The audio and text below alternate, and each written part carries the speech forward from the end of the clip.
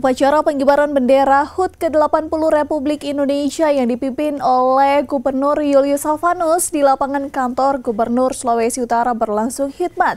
Pasukan pengibar bendera pusaka sukses mengibarkan sang saka merah putih. Suasana hikmat menyelimuti lapangan kantor Gubernur Sulawesi Utara saat upacara pengibaran bendera memperingati Hari Ulang Tahun ke-80 Kemerdekaan Republik Indonesia yang berlangsung pada hari Minggu pagi 17 Agustus 2025.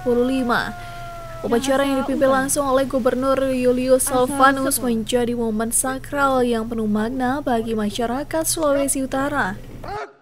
Detik-detik pengibaran sang saka merah putih oleh Paskibra berlangsung dengan penuh haru dan kebanggaan. Inaya Liwoso, siswa SMA Negeri 1 Manado yang bertugas sebagai pembawa baki, mengaku bersyukur dapat menjalankan tugasnya. Saya pertama-tama puji Tuhan sekali karena pertama-tama grogi, cuman puji Tuhan boleh berjalan dengan baik sampai selesai. Baru saja diumumkan di tingkat nasional. Siap. Tentunya kalau untuk Paskibraka lumayan susah gampang, tapi puji Tuhan apapun itu boleh diberikan yang terbaik.